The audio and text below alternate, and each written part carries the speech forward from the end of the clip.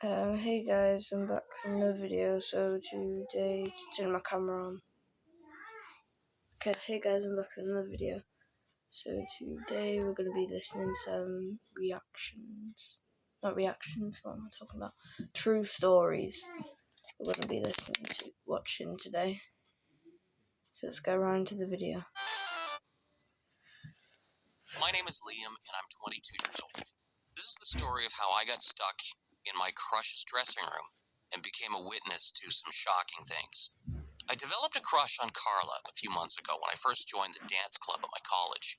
I was never a dance enthusiast or anything, but my friends forced me to join because, well, I was good at dancing.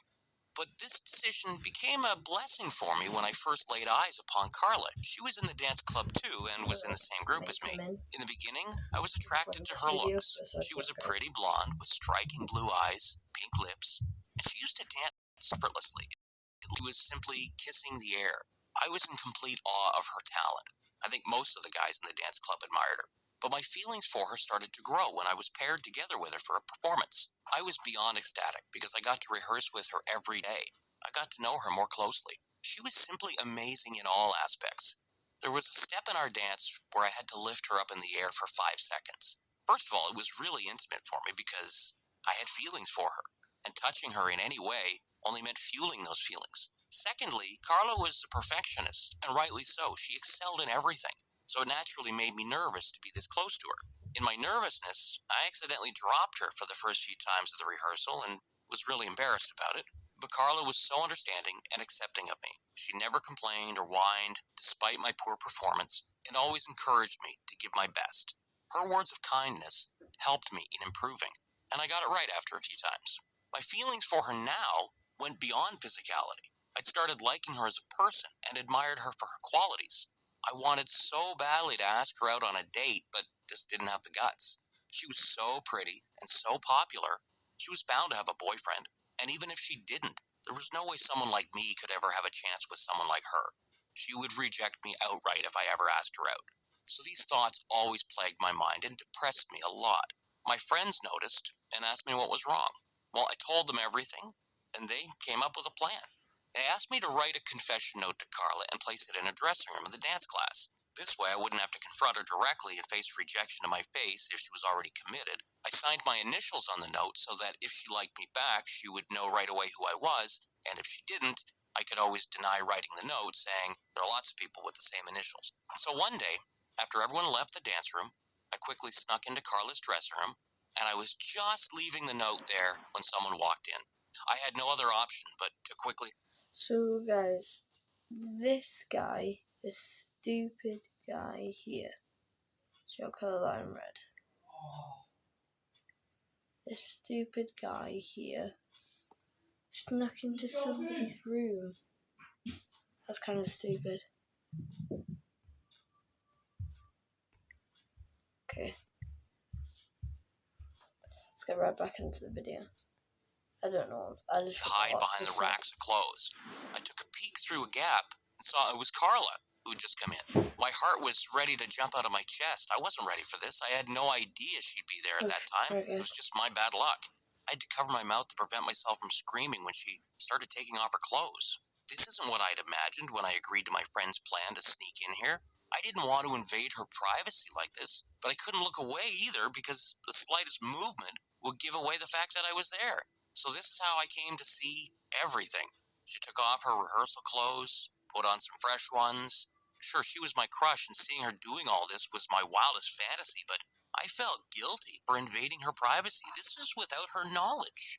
When I thought it was over and she would leave soon, I was in for another shock.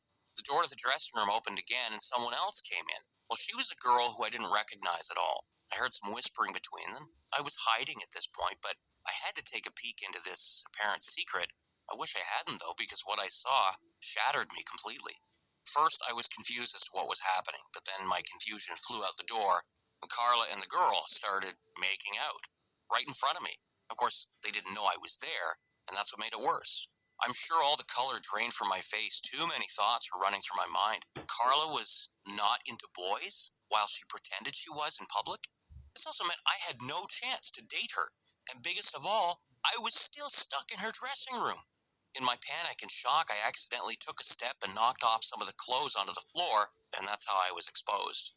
Carla gasped loudly and quickly grabbed my arm, pulling me out from behind the racks of clothes. "You creep," she yelled. "How much did you see?" I scratched my neck, trying to compose myself. "I'm sorry, it was all my fault. I got stuck in here by mistake.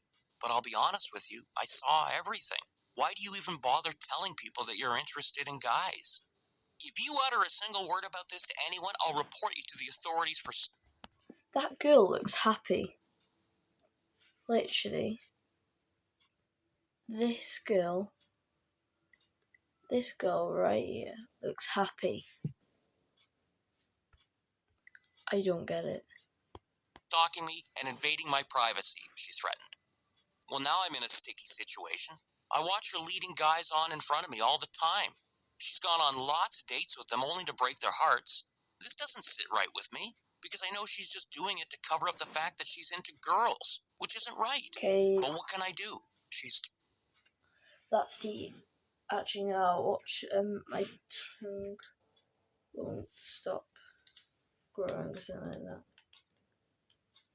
Let's go see if my PlayStation controller would work. Okay. My tongue won't stop growing. Okay. You're a sweetheart. You see the best in people. You compliment me. My name is Harvey, and I'm 22 years old. This is the story of how my tongue ruined my whole life. And I mean this in a literal sense. My tongue is the biggest villain of my life. So much so that sometimes I wish I wasn't born. Everything was okay till the age of 4. But as soon as I turned 5, things started taking a turn for the worse. My tongue started growing. It wasn't noticeable at first, but as time passed, I started developing a lisp and was taken to a speech therapist. He was the one who pointed out my tongue had overgrown and was the cause of my speech difficulties. Then we went to an ENT specialist. He diagnosed my condition and declared that there was no treatment available for it. And also grimly told us that my tongue wasn't just overgrown as in a past problem, it would keep on growing and become my present and my future. There was no lie behind his words, because in the upcoming years, it really kept on happening. My tongue was growing and there was no way to stop it. And with this, started arising many other difficulties. The first thing that was affected was, of course, my speech. I wasn't able to speak clearly. The words came out of my mouth but didn't make any sense. The kids in school used to call me drunk, making fun of my slurring voice. As if that wasn't enough, people started making fun of my appearance, too. The overgrown tongue gave my mouth an ugly edge, and it looked beyond horrid. Even I was scared to look at my reflection in the mirror. This all affected my academic performance, obviously. I used to score well in written tests, but in the oral ones, the teachers refused to cut me any slack and always failed me because of my inability to form coherent words. Sometimes it made me wonder if the teachers despised me secretly as well. I wouldn't blame them if they did, because there was nothing worth liking in me. My whole future was bleak. There was no solution in sight. Amidst all this, I went to a party once.